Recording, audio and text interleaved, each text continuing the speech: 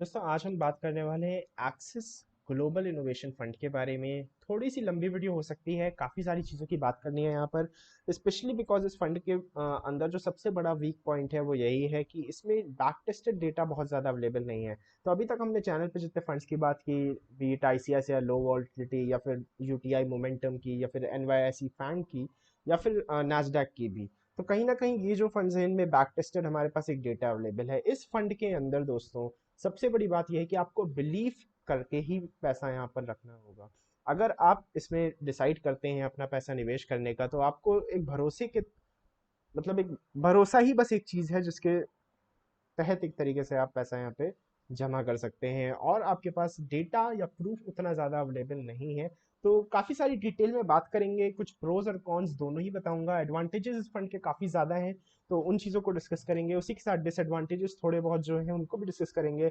मैं क्या कर रहा हूँ ये डिस्कस करेंगे, पर सब कुछ डिस्कस करने से पहले मैं एक डिस्क्लेमर देना चाहता हूँ वीडियो के स्टार्ट में ही, कि इस वीडियो के अंदर जितनी भी मैंने प्रेजेंटेशन या जो भी मटेरियल इकट्ठा किया हुआ है वो सारा का सारा मैंने पब्लिक डोमेन से उठाया हुआ है। कुछ एक्सिस बैंक के, सॉरी एक्सिस म्यूचुअल फंड के खुद ही के प्रेजेंटेशन से या फिर कुछ मटेरियल वेबसाइट से लिया हुआ है। तो इन मटेरियल की कोई भी जो लाइक वेरिफिकेशन या फैक्ट चेकिंग मैंने अपने थ्रू जितना भी हो सकता था मैंने करने की कोशिश की है, लेकिन फिर भी आपको अपनी तरफ से करनी है। कोई भी यहाँ पे डिस्क्रिपेंसी होगी तो उसमें मैं रिस्पॉन्सिबल नहीं रहूंगा। उसी के साथ मैं ये भी बताना चाहता हूँ कि मैं कोई रजिस्टर्ड इन्वेस्टमेंट एडवाइजर नहीं हूँ, इसलिए इस म्यूचुअल फंड के ऊपर कोई भी बाई या सेल का रिकमेंडेशन नहीं है।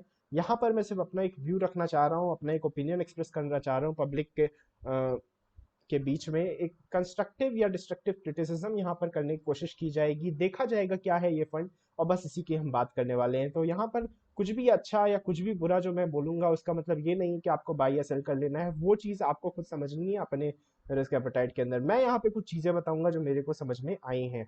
चलो आगे बढ़ते हैं। सबसे पहले तो ये एक्सिस बैंक की ब्रोशर जो है उसका इंट्रोडक्शन है, बहुत शानदार इंट्रोडक्शन है। लिखा हुआ है smart people innovate and smarter people invest in innovators. तो यहाँ पर इन्होंने कहा हुआ है कि जो अच्छे जो समझदार लोग होते हैं वो कुछ नया इन्वेंशन करते हैं, और जो उनसे ज़्यादा समझदार होते हैं वो उन इन्वेंशंस पे इन्वेस्ट कर देते हैं। तो अच्छी बात है, बेहतरीन बात है। यहाँ पे कुछ एग्जाम्पल्स ही आगे देंगे तो उन एग्जाम्पल से हम बात करेंगे। Spotify, PayPal, Samsung, Netflix, Apple, इनके एग्जांपल्स उन्होंने यहाँ पे दिए हुए हैं। अब दोस्तों मैं एक चीज़ बताना चाहूँगा, एनएफओ पीरियड 10 में से 21 में यहाँ पे लिखा हुआ है। जेरोडा कॉइन में मैंने आज देखा तो 24 मई तक आ रहा था, 21 में आज ही है। तो मैं इस वीडियो को तुरंत ही रिलीज कर दूंगा बिना यूट्यूब की चेक्स के थ्रू गुजरे, ताकि आप लोगों को तुरंत ही ये वीडियो मिल सके। और क्योंकि आज ही शायद 8 बजे इसकी क्लोजिंग है, अभी 7 बज रहा है लगभग, तो बहुत ज़रूरी है कि आप थोड़ा सा ध्यान दें, इस वीडियो को जल्दी से जल्दी देखें और फिर जल्दी से जल्दी अपने जो ऑर्डर्स हैं वो एग्जीक्यूट करें। एनएफओ पीरियड क्लोज होने के बाद अगर आप एनएफओ पीरियड में अप्लाई नहीं कर पाते हैं तो उसके क्लोज होने के कुछ मुझे लगता है 1 या 2 हफ्ते लगभग लगता है टाइम, 10 दिन का शायद कुछ होता है। तो उसके बाद वो फंड खुद लिस्ट हो जाएगा, फिर आप उस फंड पे जाके अपने ऑर्डर ओपन मार्केट के अंदर भी प्लेस कर सकते हैं। तो ध्यान रखना है कि डिस्क्लेमर का ध्यान जरूर रखना है आपको कुछ भी करने से पहले। तो यहाँ पर एक्सिस बैंक की तरफ से एक बात, यहाँ पे एक्सिस सॉरी म्यूचुअल फंड की तरफ से एक बात बोली गई है कि पहले जो एरर था हमारा 1980 से 1990 का जो फेज था, उसमें कंप्यूटर्स, इंटरनेट, सोशल मीडिया, ये बाकी सारे जो प्लेटफॉर्म्स हैं कहीं ना कहीं सोशल मीडिया से रिलेटेड, इनकी ग्रोथ यहाँ पे हमें देखने को मिली। तो अब मैं अपने लेजर पॉइंटर पे तुरंत आ जाता हूँ और मैं आपको ये चीज़ें बताता हूँ। तो ये सब जो चीज़ें हैं, इन सेगमेंट्स की हमें ग्रोथ देखने को मिली। अभी का जो एरा है, अब इसमें बहुत सी चीज़ें हो गई हैं, आप समझ रहे हो। इसमें एक क्लस्टर हमारे पास बन गया है। एक नॉर्मल पर्सन समझ नहीं पाता कि कौन सी चीज़ सही है कौन सी चीज़ गलत है। आर्टिफिशियल इंटेलिजेंस, अब एक पर्सन सोचता है कि नई टेक्नोलॉजी में अगर निवेश करना चाहिए हमें तो किस में करे, आर्टिफिशियल इंटेलिजेंस पे करेगा, इंटरनेट ऑफ थिंग्स पे करेगा। जैसे इंटरनेट ऑफ थिंग्स की अगर एग्जांपल देता हूँ, जैसे जो अमेजॉन एलेक्सा है, कुल मिला के जो भी चीज़ें हैं आप उनको इतना स्मार्ट बना रहे हो। जैसे अभी कुछ ऐसी चीज़ आ गई हैं कि आप अपने फ़ोन से ही आप अपने एयर कंडीशनर्स को कंट्रोल कर सकते हो। मेरे कॉलेज में ही कुछ ऐसी स्मार्ट लाइट्स लग गई हैं कि कोई वहाँ पे स्विचेस नहीं है, वहाँ पे आप बस सिंपली हॉल के अंदर या रूम के अंदर जाते हो तो और ऑटोमेटिकली वो लाइट्स ऑन या ऑफ हो जाती हैं, वहाँ पे कोई स्विच ही नहीं है। तो कहीं ना कहीं इन सारी चीज़ों पे लोगों की डिपेंडेंसी जो है वो होने वाली है। ये है आईओटी, बहुत ही बेसिक चीज़ है आईओटी का ये। तो उसके बाद आता है रोबोटिक्स की बात आती है, ब्लॉकचेन जिसको क्रिप्टो वगैरह है। क्रिप्टो ही नहीं, ब्लॉकचेन में बहुत कुछ आता है। Crypto is just a implementation of blockchain, उसके बाद क्वांटम कंप्यूटिंग, तो इतनी सारी चीज़ें हैं। उसके बाद इलेक्ट्रिक व्हीकल्स, और एनवाईसी फैंग की वीडियो में बहुत चीज़ें हमने डिस्कस की थी, सेमीकंडक्टर्स वगैरह, राइट, बहुत चीज़ें हैं। तो इन सारी चीज़ों में इनोवेशन हो रहा है, तो लोग कहीं ना कहीं कंफ्यूज हो जाते हैं। तो ये जो फंड है उसी का एक रास्ता है। कैसे रास्ता है, आगे बात करते हैं। तो अब यहाँ पे इन्होंने बात की है टेक्नोलॉजी में क्या क्या ट्रांसफॉर्मेशन हो रहा है। कहीं ना कहीं इनका कहना है कि कोविड ने इस ट्रांसफॉर्मेशन को और तेज कर दिया है। 5G की अगर हम बात करें, एजुकेशन जिस तरीके से आज ऑनलाइन अभी हो रही है, बिग डेटा और एआई की बात करो, अगर आप साइबर सिक्योरिटी की बात करो, इतनी सारी नई नई चीजें हैं कि एक नॉर्मल पर्सन जिसके पास एक लिमिटेड पैसा होता है, अगर वो चाहे इन सारे डोमेन्स का फायदा कहीं ना कहीं उठाना, तो वो कैसे उठा सकता है, राइट। तो इसी चीज की हम बात करेंगे। तो अब देखो, एक चीज और है, बड़ी जरूरी है, एक ग्राफ भी समझना है। इस ग्राफ को मैंने इंक्लूड इसलिए किया है क्योंकि बहुत बड़ी बात कही गई है। जो एक ऑब्जर्वेशन है उसको इन्होंने रिप्रेजेंट किया हुआ है एक चार्ट के माध्यम से। ऑब्जर्वेशन दोस्तों क्या है कि over a period of time अगर आप देखोगे तो यहाँ पर एक क्या बन रहा है, हायर हाई, ठीक है, फिर lower high,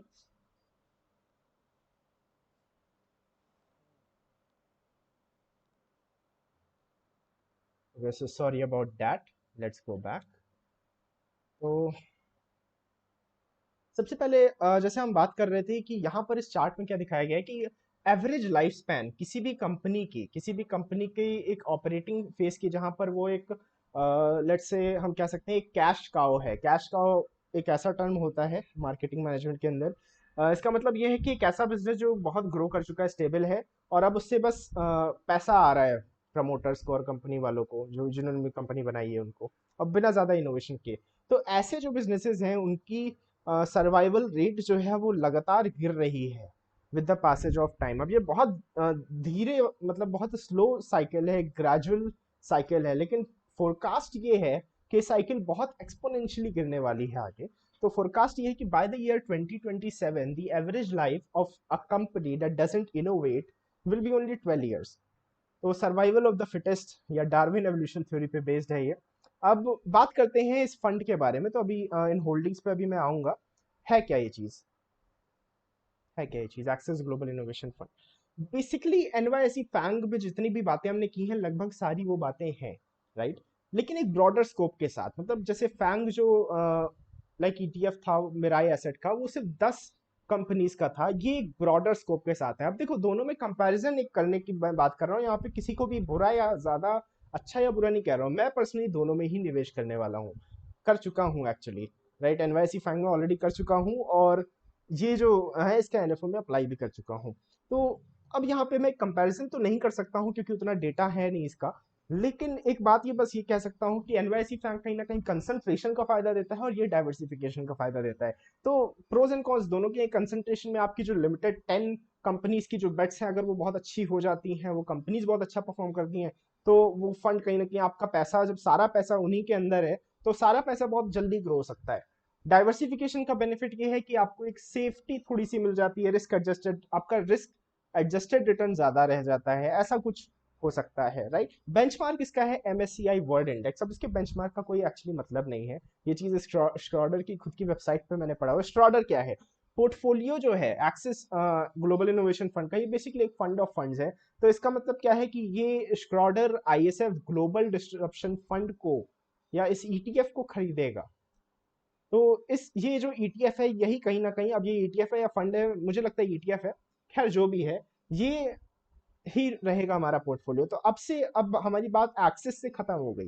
access global innovation जो फंड है, उसका रोल सिर्फ इतना है कि वो हमें एक इंटरनेशनल पाथ प्रोवाइड करे, एक राउट प्रोवाइड करे to Schroders global disruption fund. Disruption का मतलब किसी भी चीज में कुछ इनोवेशन, यहाँ पे इनोवेशन के एक सिनोनिम की तरीके से इसको यूज किया गया है, मतलब थोड़ा अलग होता है। तो होल्डिंग्स क्या है स्ट्रॉडर फंड की?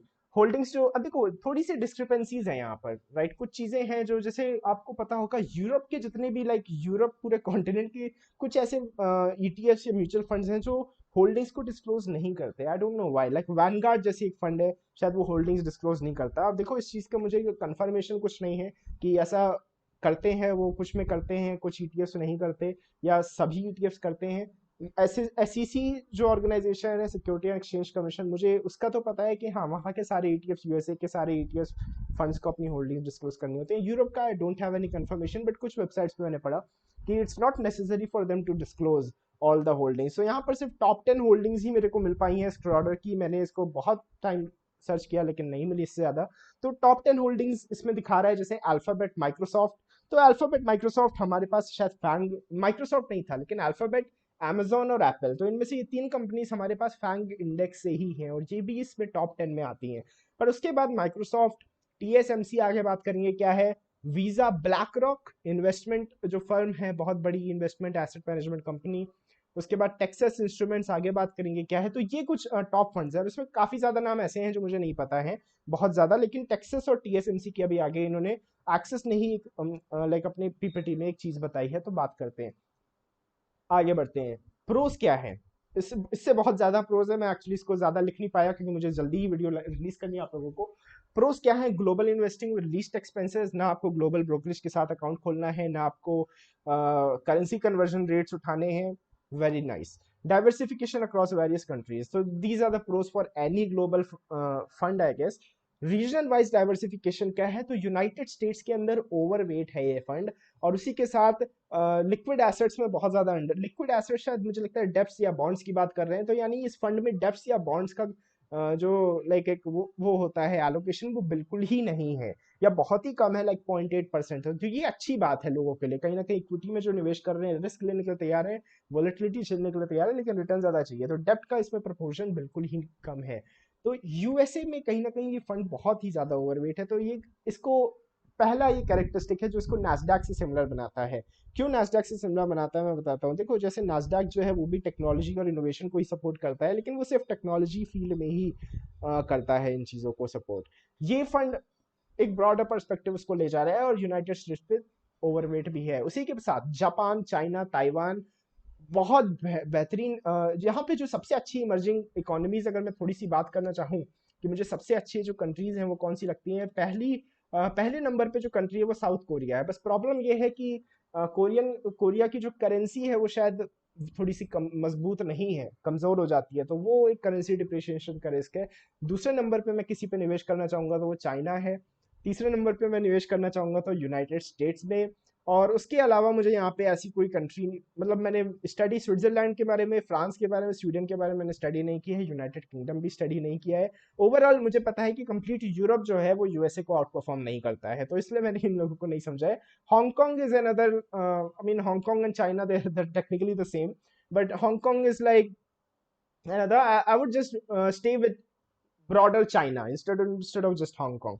तो ये चीज है। और Japan, like Japan is not really, it's good but it's not really like, I think you can just invest in a liquid fund instead of Japan। So for now, right, this is based on past performance, not future predictions। So ये चीजें मुझे अच्छी हैं। तो सबसे पहले मैंने बोला China, Taiwan, South Korea, great, awesome. Hong Kong is good. Other Europe शायद थोड़ा सा ड्रैग करेगा down, but we don't know क्या होल्डिंग्स हैं, तो again I am just broader market पे ही कमेंट एक हो रहा है मेरा, कि मुझे याद है जहां तक मैंने यूरोप को देखा है तो the CAGR of Europe in terms of Indian rupees is just 7 to 8%, the like, but that was about a broader Europe mutual fund. So we just can't say, right, but United States is good. Okay, sectors की बात करेंगे, IT पे overweight है, communication services पे overweight है, जो हमने Fang index में भी कहीं ना कहीं ये दो सेक्टर्स देखे थे। तो काफी सिमिलैरिटीज हैं नास्डैक से और एनवाईसी फैंग से। Again Nasdaq is all about IT, this index is 35% about IT, और 21% वेटेज इन्होंने बढ़ाई है शायद पिछले क्वार्टर में। तो पिछले क्वार्टर में या पिछले ईयर में again I just have no idea, right. तो ये चीजें हैं और काफी सारे सेक्टर्स हैं, मटेरियल्स, एनर्जी, यूटिलिटीज। तो ब्रॉडर पर ध्यान रखना, ये सारे नॉर्मल सेक्टर्स नहीं, इन सारे सेक्टर्स के अंदर जो कंपनीज तबाही मचा रही हैं, तहलका मचा रही हैं, कुछ नए इनोवेशन ला रही हैं, वो कंपनीज हैं इस फंड के अंदर। तो अब यहाँ पे मुझे श्रॉडर की वेबसाइट पे ये दिखा, लेकिन श्रॉडर की वेबसाइट पे देयर इज अगेन यहाँ पे कुछ डिस्क्रिपेंसीज है, जैसे इन्होंने टेंसेंट होल्डिंग्स मेंशन किया हुआ है, ताइवान सेमीकंडक्टर मेंशन किया हुआ है, जो एक्सिस की पीपीटी में नहीं है। तो मैं एक्सिस की पीपीटी में जो होल्डिंग्स मुझे दिखाई गई मैं उन पर भरोसा करूंगा, बिकॉज हो सकता है कभी कभी क्या होता है, सेम नाम से इनके पास plan a, plan b, plan c होते हैं। स्क्रॉडर की जहां तक बात करें तो इनके पास ग्लोबल डिस्ट्रप्शन ए, बी और सी तीनों होते हैं, तो यहाँ पे डिस्क्रिपेंसीज आ सकती हैं। लेकिन एक्सिस ने जो दिया है वो शायद कहीं ना कहीं जिसके साथ भी उसने टाई अप किया होगा, उन्हीं का होल्डिंग्स यहाँ पे दिया, तो एक्सिस के साथ मैं जाऊंगा, जो भी एक्सिस ने बोला है वही वही सही है। उसके आगे डाइवर्सिफिकेशन की अगर आप बात करोगे तो नौ यूके स्टॉक्स, अब इन्होंने यूके की बात क्यों की है, क्योंकि श्रॉडर जो है वो यूनाइटेड किंगडम की asset management company United kingdom में बेस्ड है, तो यहाँ पे जो रिटर्न्स हैं आपके वो भी ब्रिटिश पाउंड में ही होंगे। कैसे होंगे बात करते हैं आगे, राइट। तो नॉन यूके स्टॉक्स ज्यादातर हैं, तो डाइवर्सिफिकेशन यहाँ पे तो कुछ ऐसा है नहीं। दूसरा जो पाई चार्ट है उसमें समझ में आएगा टेक्नोलॉजी का, ये ब्लू वाले जो एरिया है वो टेक्नोलॉजी का है, और ये कम्युनिकेशन, तो आधा लगभग आधे से ज्यादा is only technology and communication services, right. Reasons की बात करेंगे, ज्यादातर ये फंड डेवलप्ड कंट्रीज के अंदर ही है, जैसा आपको दिख रहा होगा मैक्सिमम डेवलप्ड कंट्रीज में निवेश है। इमर्जिंग मार्केट में कुछ लाइक वो है, क्या कहते हैं, एक्सपोजर कुछ इमर्जिंग मार्केट्स में है, एशिया की डेवलप्ड मार्केट्स के अंदर। तो एशिया की डेवलप्ड मार्केट्स के अंदर कौन आता है बताओ?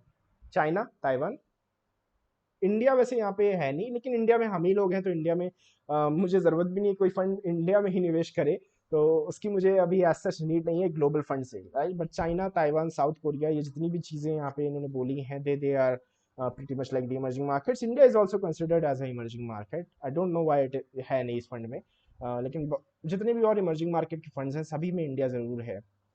उसी के साथ United states has a big allocation, huge allocation, and Europe, तो यूरोप का कम एलोकेशन है थोड़ा सा, तो अच्छा है। अगेन इमर्जिंग मार्केट्स में भी वो जब बहुत ज्यादा आ जाती हैं कंट्रीज तो अच्छा नहीं रहता है, तो ये एलोकेशंस मुझे, I think they are these allocations are perfect. United States is the outperformer, उसको सबसे ज्यादा एलोकेशन दिया गया है। उसी के साथ एशिया की डेवलप्ड जो कंट्रीज हैं मुझे वो ज्यादा अच्छी नहीं लगती, ज्यादा तो मुझे इमर्जिंग मार्केट्स अच्छी लगती हैं। I already mention that China, Taiwan, South Korea, those are the countries I like, right. तो इंडिया ऑफ कोर्स, हाँ बिल्कुल इंडिया तो है ही। तो what do I know okay. So ये जो जितने भी पॉइंट्स लिखे इनके कोई भी प्रैक्टिकल ऐसा प्रूफ नहीं है, बस इनकी वेबसाइट पे जो रैंडम चीजें लिखी हुई थी वहां से मैंने लिया है। पहली चीज मुझे जो कंफर्म है वो ये है कि ये जो फंड है वो डेटा साइंस के प्रिंसिपल्स को यूज करता है। They have a team of data scientist, data analyst and business analyst. I think there is a team of like 90 people और समथिंग। आई मीन एक जगह 90 था, एक जगह 250 था, तो I think it's more like there is a team of 90 analyst and there is an overall panel of 250 people. तो ऐसा कुछ हो सकता है यहाँ पर, लेकिन कुल मिला के आपको चीज समझ में आ रही कि काफी ज्यादा लोग हैं, एक फंड के पीछे ही काफी ज्यादा लोग काम कर रहे हैं। लगभग 100 से 250 के बीच में कुछ लोग हैं जो एक फंड को ही मैनेज कर रहे हैं, और करना भी चाहिए क्योंकि भाई एमएससीआई वर्ल्ड इंडेक्स में 2920 कंपनीज मौजूद हैं, और स्ट्रॉडर को इनमें से 90 से 120 कंपनी छाट रही है। अब मैंने क्यों कहा था कि एमएससीआई वर्ल्ड इंडेक्स से कोई बहुत ज्यादा मतलब नहीं है, देखो पहला रीजन ये है कि स्ट्रॉडर ने अपनी वेबसाइट पे लिख रखा है कि ये जो इंडेक्स है वो इन्होंने सिर्फ एक बेंचमार्किंग के तौर पे लिया हुआ है, और इस इंडेक्स से कहीं ना कहीं बहुत ज्यादा रिलेशन नहीं है इनका। जैसे कि अगर हम बात करें आईसीआईसीआई लो वॉलेटिलिटी की, या फिर अगर हम बात करें यूटीआई मोमेंटम की, तो इनका कहीं ना कहीं बहुत बड़ा लेना देना नहीं है एक benchmarking equity large cap index से, या फिर लाइक निफ्टी 50 या फिर निफ्टी 100 से कोई लेना देना नहीं है, बट एक बेंचमार्क के तौर पे ताकि अपने रिटर्न्स कहीं से कंपेयर कर पाए, इसलिए उसको लिया गया है। क्योंकि देखो मोमेंटम तो एक तरीके से मोमेंटम आपको अगर जानते होंगे तो वो अपने हाईएस्ट मोमेंटम स्टॉक्स को लेगा, उन्हीं को प्रेफर करेगा, लो वॉलिटिलिटी लीस्ट वॉलेटाइल स्टॉक्स को लेगा, तो उससे कोई मतलब नहीं है निफ्टी 50 से, राइट, या निफ्टी 100 से, लेकिन बस एक बेंचमार्क है। तो स्ट्रॉडर का भी ये जो ईटीएफ बना है उसके अंदर एमएससीआई वर्ल्ड इंडेक्स से दूर दूर का कोई वास्ता नहीं है। ऐसा नहीं है कि एमएससीआई के अंदर जो कंपनीज हैं जो बेस्ट परफॉर्मिंग है उनको ही लेगा, इसका अपना खुद का डेटा साइंटिस्ट और डेटा एनालिस्ट है ना, वो पूरी टीम है, वो देखेंगे उनको क्या करना है। लेकिन सेक्टर्स जो है ब्लॉकचेन, ब्लॉकचेन अगेन, ब्लॉकचेन बोल दो तो बहुत से millennial Gen Zs they would rush into this fund. So these guys have used buzzwords, right? Okay. MSCI World Index, I mean it's really funny कि कैसे इक्विटी के अंदर कोई इंडेक्स अगर 5 साल में लगभग क्लोज टू डबल हो जा रहा है, और उसको मैं ऐसा कहूँ कि इसने तो यार अंडर परफॉर्म किया हुआ है नैस्डैक और एसएनपी को। बट ऐसे हम एक बुल मार्केट के फेज में हैं कि यहाँ पे कहना ही पड़ रहा है 5 साल के अंदर आप डबल हो रहे हो इक्विटी में, तो it's like it's under performance. Specially जब मैं आपको दिखाऊंगा स्ट्रॉडर के ईटीएफ ने क्या किया है। तो MSCI world no doubt great index, but I think diversification ने इसको मार डाला है यहाँ पे कहीं ना कहीं। 2920 कंपनीज के अंदर it is diversified, so I mean it's like, I think it's more like an index to represent the whole world more like anything else. So TRI, total returns. So this includes dividend reinvestment, so which will automatically be done by your mutual fund anyway. So if अगर आप बात करें स्क्रॉडर ETF की, तो इस ETF ने 2 साल के अंदर इन्वेस्टर्स का पैसा डबल किया है। 1,000 रुपए से अगर स्टार्ट किया था किसी ने 2019 के, बस थोड़ा सा पहले जब भी ये ईटीएफ लाइक लॉन्च हुआ, मुझे लगता है इसका रिटर्न हमारे पास डेटा सिर्फ 2019 और 2020 का अवेलेबल है, और 2021 का जो डेटा है again I have not seen that, क्योंकि वो कंप्लीट नहीं है ये साल, राइट। तो 2019 और 2020 के डेटा की ही बात करेंगे। It has out performed global large caps, but large cap से बात ही नहीं करनी है मुझे तो बात करनी है पैसिव जो इंडेक्स फंड्स हैं उनसे, तो उनका कंपैरिजन दिखाऊंगा। बट दिस हैज 1,000 से स्टार्ट हुआ था, it's close to 2,000 now, so it has doubled in the 2 years 2019 and 2020। So जब से स्टार्ट हुआ ये भाई साहब डबल हो गए, राइट। दिस इज ह्यूज, 2 साल के अंदर डबल, है ना। 21 दिन में पैसा डबल, नहीं मतलब मजाक नहीं, it's a very legitimate thing, it's just like 2 साल में पैसा double is like very difficult to believe, very hard to believe, but it has done it with 90 to 120 companies. So you know like इनके analyst को एक यहाँ पे clap from my side really. तो अब बात करते हैं जो डेटा हमारे पास अवेलेबल 2019 के अंदर, and this return is in terms of British pound. जो करेंसी की अब थोड़ी सी बात यहाँ पे हमें क्लियरफाई करनी पड़ेगी। पहले में जो रिटर्न लिखा हुआ है, एक्चुअली सारा ही रिटर्न स्टेबल का, it is in terms of British pound. So पहला का जो रिटर्न है 2019 का, ये एब्सोल्यूट रिटर्न है, it's not CAGR. I mean एक साल में सीएजीआर होता नहीं कुछ। Absolute return is 33.29% is 2019। तो अभी सिर्फ ऐसा करते हैं, पहले 2019 की बात कर लेते हैं अक्रॉस एवरी ऑल इंडेक्सेस, ताकि हम बार बार कंफ्यूज ना हो। तो 2019 के अंदर स्क्रॉडर ईटीएफ ने दिया है 33% का रिटर्न। उसी के साथ अगर आप नैस्डैक की बात करोगे, इट हैज गिवन 35%, तो थोड़ा सा ज्यादा दिया है नैस्डैक कॉम्पोजिट इंडेक्स ने। We are talking only about the total return indexes, मतलब डिविडेंड रीइन्वेस्टमेंट्स इंक्लूडेड। एसएनपी की बात करोगे 2019 के अंदर 28%, तो थोड़ा सा कम है स्क्रॉडर से, राइट। लेकिन अब बात करते हैं निफ्टी के। निफ्टी ने 2019 के अंदर लिया है मात्र 12%। यार यहाँ पे तो स्टॉडर जीत गया। और यहाँ पे तो अगर हम देखें तो नैस्डैक को अंडर परफॉर्म किया है एसएनपी, और निफ्टी को आउट परफॉर्म किया है स्ट्रॉडर ने कहीं ना कहीं 2019 के अंदर। अब बात करते हैं 2020 की। 2020 के अंदर इसने तहलका मचा दिया, 47% का यहाँ पे गेन इसने दर्ज किया है, 47.72%, out performing every single thing, out performing Nasdaq that is at 43%, outperforming S&P that is at 16% only in 2020, यहाँ पे देख सकते हो, and outperforming Nifty which is only at 14.9%. That's sad. Like okay, so Nifty को like अच्छे से यहाँ पे मात दी गई है इस इंडेक्स के द्वारा, और नास्डैक के लगभग आसपास रहा है। मुझे लगता है थोड़ा सा आउट परफॉर्मेंस है, बट आई मीन लाइक 2 साल काफी नहीं होते कुछ भी कहने के लिए, but it's like okay this year. अगर इस 2021 की बात करोगे, the return has been I think plus 3.99%। I think ये 20 मई तक का डेटा है। Okay done. तो ये एनुअल रिटर्न है कहीं ना कहीं। ये जो इंडेक्सेस हैं इनके एक कंपैरिजन मैंने आपको दे दिया, तो 2 ही साल का डेटा हमारे पास अवेलेबल है। This is a very big disadvantage with any fund. तो आई डोंट नो कि एक्सिस ने ऐसा क्या देखा कि चलो यही ईटीएफ चूज करते हैं जिसमें 2 ही साल का डेटा है, but I think it is more like about the story and the theme. तो जो हमने स्टार्ट में जो स्टोरी डिस्कस की, स्टार्ट में हमने जो चीजें डिस्कस की, तो आई थिंक एक्सिस ने बस ये देखा होगा कि ये 2 साल में ईटीएफ डबल हुआ है, तो अब ये ईटीएफ लोगों को प्रोवाइड कराना चाहिए इंडिया के अंदर। यहाँ पे देखो 2 times every 2 years इन्होंने क्लियरली लिखा भी है, जो अभी मैं बना रहा हूँ प्रेजेंटेशन तब मुझे समझ में आ रहा है। ओके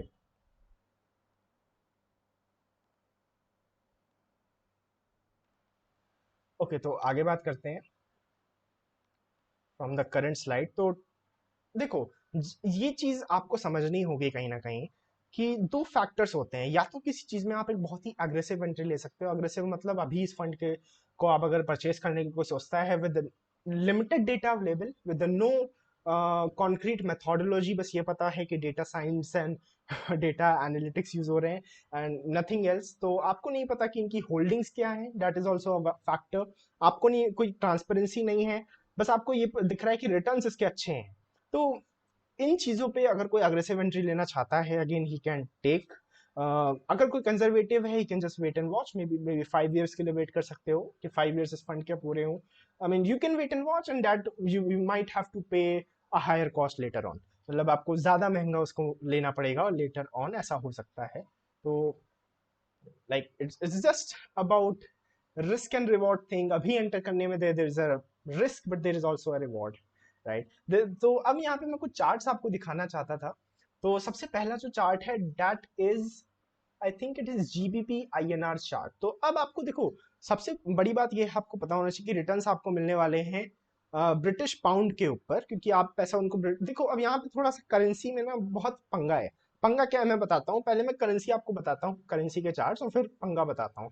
अब अगर ये आप जो मैंने क्रॉस हेयर यहाँ पे या मेरा जो एरो है इसको अगर आप देखेंगे, तो आपको ये पता चलेगा कि जब फंड शुरू हुआ था तो करेंसी जीबीपी जो थी 88 थी with respect to Indian rupee, अब 103 पे है। तो there is a appreciation, there is a positive appreciation in British pound with respect to Indian rupee in the past 2 years। Okay, so अगर आप जीबीपी यूएसडी को देखेंगे, अगेन यूएसडी के terms में भी जीबीपी ने काफी यहाँ पे ग्रोथ मारी है with of course these volatile cycles, but 1.31 से 1.42 तो अभी ऊपर खड़ा है अपने टॉप के आसपास, राइट। अब लेकिन ये एक मैक्स चार्ट है, देखो ये मार्केटिंग वाला चार्ट है कि अगर मुझे मार्केटिंग करनी है तो मैं आपको इतना चार्ट दिखाऊंगा कि देखो जीबीपी ने ग्रोथ मारी है यूएसडी कंपैरिजन में भी, आपने अपनी रिसर्च नहीं की तो आप गए, राइट। अब ये पूरा चार्ट है जीबीपी और यूएसडी का पूरा चार्ट आप देखोगे तो आप देखोगे कि जीबीपी एक बार 2.6 का हाई मारा था, अभी 1.4 है। तो ब्रिटिश पाउंड कहीं ना कहीं वीक है यूएस डॉलर के अगेंस्ट। बट क्या इसका मतलब है कि फंड वीक होगा? नहीं, ऐसा नहीं, क्योंकि इस फंड का जो हमने एलोकेशन की बात की थी, मैक्सिमम इस फंड के अंदर रीजनल जो एलोकेशन है that is in the United States. So अब बात वही आती है कि यूएसए की आप कोई कंपनी खरीद रहे हो तो यूएस डॉलर में खरीद रहे हो, तो there is a currency like एक इशू है बहुत बड़ा, ये समझना कि करेंसी के टर्म्स में क्या होगा। ओवरऑल आई थिंक कि आईएनआर के हिसाब से काफी स्ट्रांग होगा, both British pound and the US dollar have been strong with comparison to INR. But since अगर कोरिया में, जैसे कोरिया के हिसाब से इंडियन रुपी स्ट्रांग है, आई मीन चाइना, बाकी सारी जब करेंसीज इन्वॉल्व होंगी तो there is a lot of different factors going on here, right. This is the chart of British pound with respect to INR, it's a very long term chart. आप देख सकते हो कि ब्रिटिश पाउंड रेगुलरली ग्रो कर रहा है with respect to the Indian rupee. Okay, ये है एक्सिस की तरफ से एक और चीज, it is the incubation bucket. I think incubator is basically a term, कुछ ऐसी कंपनीज जो जस्ट निकल रही हैं, जस्ट तैयार है निकलने को, they just basically they are just startups and they are just ready to blast, right. तो these could be the companies. I have no idea about this companies, तो मैं कोई कमेंट नहीं कर रहा बस लिस्ट आप देख सकते हो, मुझे कोई आइडिया नहीं है इनमें से किसी भी कंपनी के बारे में। ओके, तो अब ये स्लाइड शो एंड हो चुका है। तो अब मैंने एक बात कही थी कि मैं टीएसएमसी वगैरह के बारे में कुछ बातें करना चाहता था, तो मैं आपको पहले डेटा दिखाना चाहता था और उसके बाद मैं अब एक्सिस की जो पीडीएफ है उसी पे आता हूँ। देखो बेसिकली इन्होंने यहाँ पे एक बात कही है, जो बात स्क्रॉडर की ब्रोशर में भी है, तो ये बातें कॉमन है। तो जो कॉमन बातें हैं वो मैं आपको बता रहा हूँ। ये बातें हैं कि बिजनेसेस जो हैं यहाँ पे, फंड का जो मेन एम है वो सिर्फ डिस्ट्रप्शन नहीं है। देखो होता क्या है कि एक होता है एक डिस्ट्रप्टिव, एक साइकिल होती है पूरी बिजनेस के अंदर। पहला होता है डिसरप्टर। डिसरप्टर क्या होता है?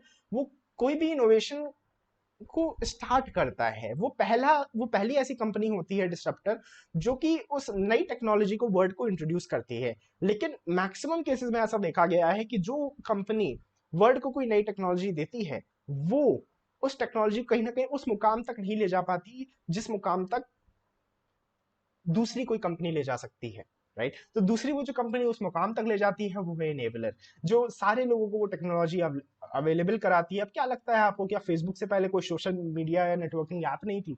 अरे बहुत सी थी, Orkut, messenger, Rediff. But why did Facebook, Facebook was a enabler, right. उसने एक टेक्नोलॉजी को लिया, मॉडिफाई किया, राइट। उसने, इनेबलर वही होता है, एक टेक्नोलॉजी ऑलरेडी चल रही है उसको लिया, मॉडिफाई किया। What did OYO rooms do? Airbnb की टेक्नोलॉजी, एयरबीएनबी की पूरी एक बिजनेस मॉडल लिया, they modified it according to India. What did Ola cabs do? They just modified what was already Uber. They just modified it. So that is an enabler. और एक चीज और आती है, वो है adapter. Adapter is something who is already in that business and now he decides to modify. तो एक आगे एग्जांपल उन्होंने इसका दिया हुआ है, तो वहां पे डिस्कस करेंगे। और एक है डिनायर।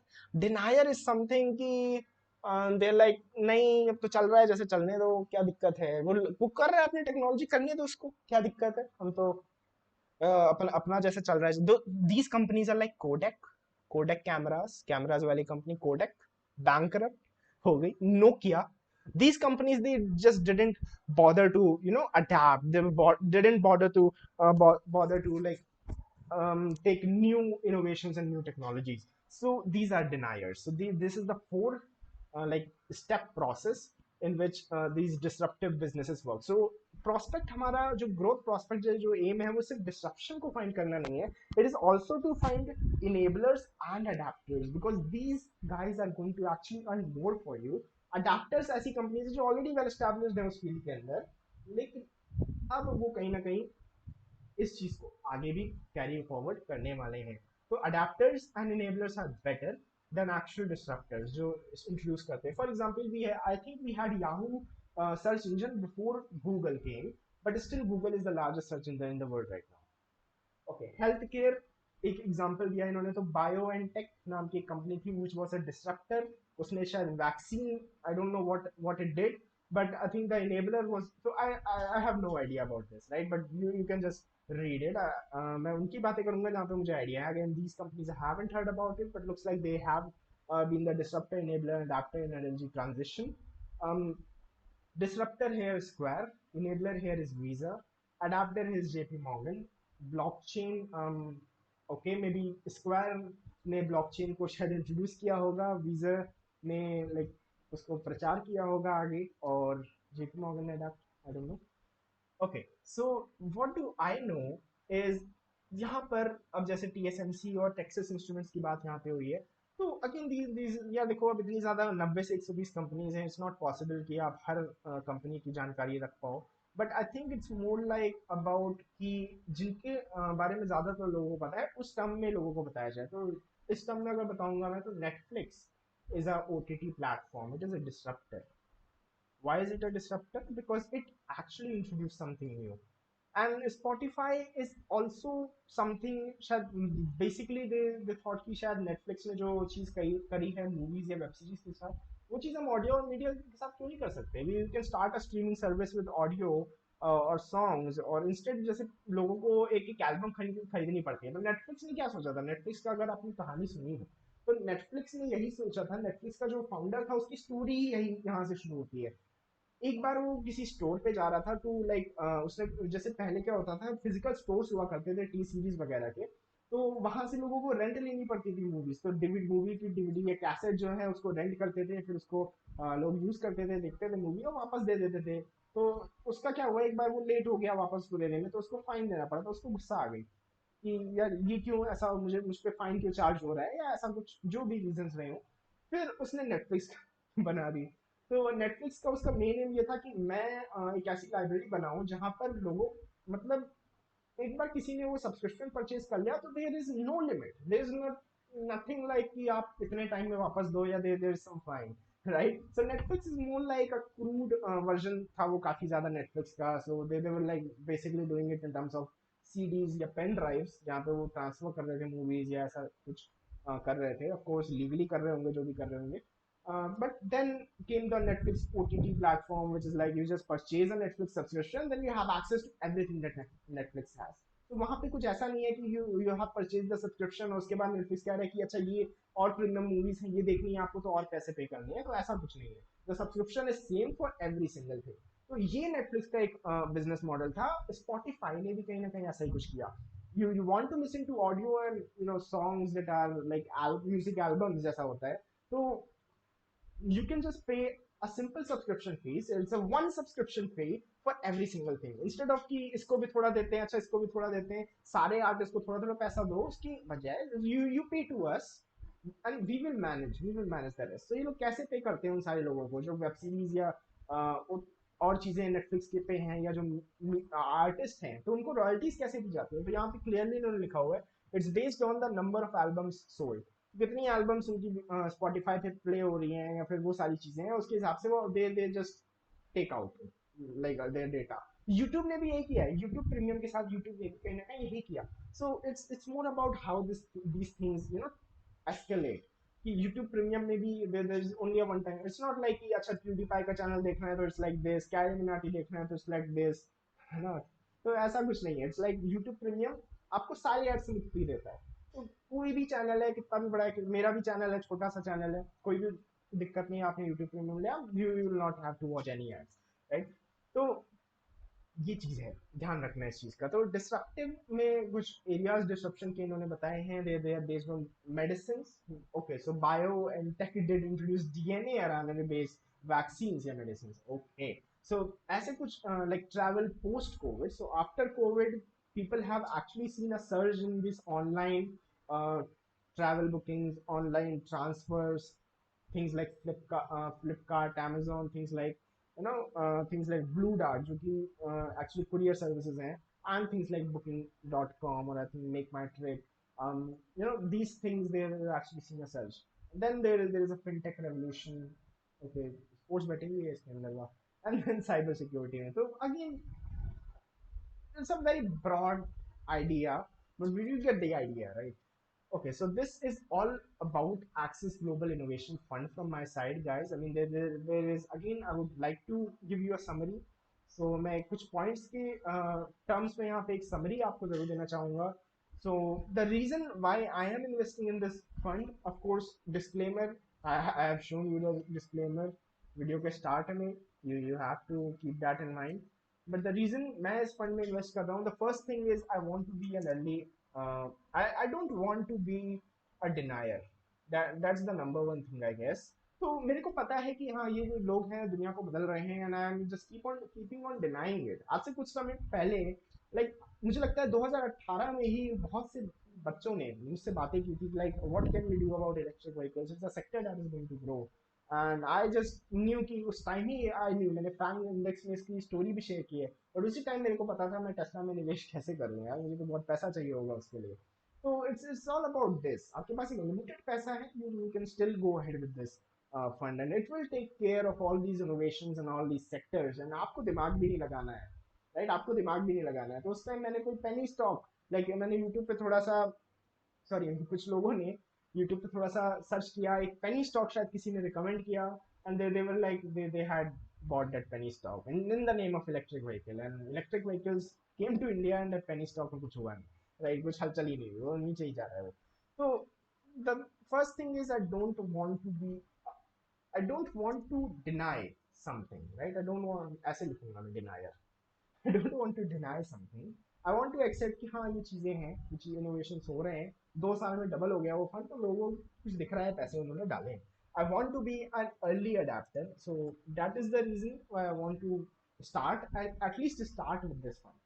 Okay, so these are the reasons. And global diversification, I think this is the pretty much ये सिर्फ एकमात्र ऐसा फंड है which has diversification across so many countries. I think India में ऐसा कोई भी फंड नहीं है जो आपको यूएसए के ओवर वेटेज के साथ China, Hong Kong, Taiwan, South Korea से लेके, मुझे लगता है इसमें मतलब सारी कंट्रीज हैं. अभी मैंने वेबसाइट पे देखा था तो और भी बहुत सी कंट्रीज थी. जो अदर वाला सेक्शन है, 13% का अदर सेक्शन है, तो उसमें देर like all countries, pretty much all the major ones. So I mean, it's great for diversification, right? I mean, different currencies में मेरा पैसा पड़ा हुआ है, और एक FII वाली फीलिंग आती है यार कि मतलब नहीं, सिर्फ इंडिया में ही हम इंडिया के हैं तो क्या हुआ, हम सिर्फ इंडिया में लिमिटेड नहीं है. तो एक फीलिंग भी आती है, एक अच्छी FII DII वाली, कि नहीं यार, हमारे भी ग्लोबल इन्वेस्टमेंट्स है ना. तो बोलने में अच्छा लगता है कि हमारा भी सैमसंग में इन्वेस्टमेंट है, हमारा भी पबजी जिसने बनाया टेंसेंट गेमिंग में इन्वेस्टमेंट है, राइट? तो अच्छा लगता है बस कहने में, एक थोड़ा सा वो भी है, एक ईगो बूस्ट भी आपको मिल जाती है कहीं ना कहीं. तो हालांकि कोई रीज़न नहीं होता, ये मैं अपने ही पर्सपेक्टिव एक बता रहा हूँ, कोई रीज़न नहीं है कि इसकी वजह से आप इन्वेस्टमेंट करो, राइट? तो I think the main thing is अब आफ्टर ऑब्वियसली द 2 times जो फंड हो गया है in 2 years, so that is also one of the motivating factors. ये आई थिंक कि ऐसा ना हो कि मैं 3 साल और वेट करूँ एंड देन मेरे को अभी 2000 पे मिल रहा है और बाद में फिर मुझे 6000 पे लेना पड़े, तो I don't want that to happen, right? तो 2000 मतलब वैल्यू ऑफ दैट इंडेक्स. तो इस फंड में निवेश करने के लिए minimum you need 5000 rupees, I think. This is the pros और दीज आर द एडवांटेजेस. बाकी सारी चीजें मैंने डिस्कस की. अब बात कर लेते हैं कुछ कॉन्स की. I mean the main con is you have a very limited data and there is a lack of transparency. Now this lack of transparency is basically I have no knowledge कि उनकी holdings क्या है, except the top 10 holdings, which is maybe they have just decided to hide it for confidential reasons. I think Axis को definitely पता है, Axis fund को definitely पता है कि उनकी holdings क्या है. So it has, I mean, I just have to see कि ऐसा है क्या कि हम लोग शायद fund we subscribe to the fund and then they will tell us about what holdings they have, या I don't know कि वो डेटा हमारे पास शायद पब्लिक होता तो पब्लिक डोमेन में होता, so it's not like that. right? So there is this lack of transparency. When you are a new fund, you have a very limited backtest, actually not backtest, that's real data, but that's an only 2 year data. And again, I think this is also एक methodology ऐसी है जैसे backtest नहीं हो सकती. Like अगर कोई momentum fund की बात करें, it's a systematic fund. Low volatility, it's a very systematic fund. यहाँ पर जब ये जो फंड है यहाँ पर ऑब्जेक्टिविटी आ सकती है थोड़ी सी. हालांकि इन्होंने बोला है कि नहीं, we are using algorithms, we have these data scientists and data analysts, so there would be no objectivity, people would not be biased. But I mean, I don't know, like, um, क्योंकि I don't know what algorithms they are using, so there can be a bias. But they the Schroeder जो website पे लिखा हुआ है, that is कि यहाँ पे कोई biasness नहीं है. It's more like it's a process, it's a systematic process. So अगर ऐसा है तो बहुत अच्छा है. बट बैकटेस्ट डेटा इन्होंने अवेलेबल कराना चाहिए था, क्यों नहीं कराया, I don't know. Like most mutual funds they do it. It's just that maybe Schroeder just has so many different plans and funds that it just didn't have that, it just didn't find the time to. So this is some of the ये हैं कुछ disadvantages again, but I think it's more like I can trust Schroeder. Schroeder मतलब like एक ऐसा नहीं है कि कोई चोर है वो, right? It's not like that. It's just that I mean ये चीजें होती है तो थोड़ा और confidence आता है और अच्छा लगता है. Like if I can literally see all the holdings instead of just you giving me individual examples कि देखो इसमें Square है, इसमें Visa है, इसमें PayPal भी है.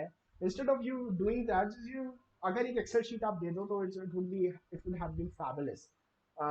But okay, I think I mean I pretty much just care about the returns anyway. एक बार आपने फंड में इन्वेस्टमेंट स्टार्ट कर दी, I think after that you just don't look at it, right? I mean you just that's the rule of equity markets. You just put in your money and then you forget it for years and you just let someone else deal with your money and you do all the hard work and the thinking, right?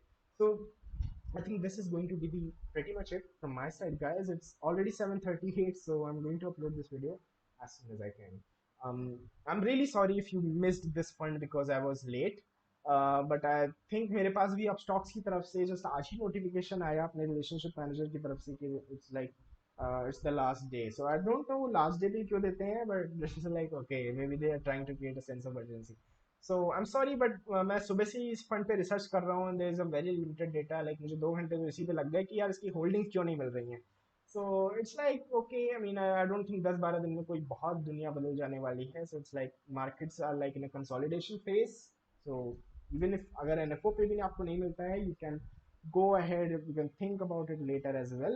Try to be an early adapter if it is possible. Like at least start studying, at least ये चीज पता होना चाहिए कि एक ऐसी theme भी है जो कहीं ना कहीं like there are funds actually working on this single theme. जो लोग सोचते हैं एक बिगनर जो है वो इसी टाइप से सोचता है. So instead of doing that you can actually थोड़ी सी एक मैनेजमेंट फीस दे दो and actually hire data scientist and data analyst. वो सारे लोग आपके लिए काम करेंगे फिर, right? I mean technically, not technically they are working for their companies, but technically work तो आपके लिए भी हो रहा है. तो this is all about Axis Global Innovation Fund. Disclaimer में लास्ट में एक बार थोड़ा सा फिर से दिखाना चाहता हूँ यार दोस्तों, वीडियो अच्छी लगी हो, राइट? तो माफी चाहूंगा देर देर से आने के लिए, लेकिन वीडियो अच्छी लगी हो तो लाइक जरूर करना. काफी ज्यादा पूरा दिन ही लग गया है इस वीडियो को बनाते बनाते. मिलता हूँ नेक्स्ट वीडियो में दोस्तों. नेक्स्ट वीडियो क्या हो नीचे कमेंट सेक्शन में बता देना. ये वीडियो क्यों है बताता हूँ. एनवाईएससी फैन के वीडियो पे आप लोगों ने काफी ज्यादा प्यार दिया. अब नेक्स्ट किस फंड को कवर करूं, किसी फंड को कवर करूं, किसी स्टॉक को कवर करूं, किस चीज को कवर करूं, किस चीज को आप बताओ. चलो मिलता हूँ नेक्स्ट वीडियो में.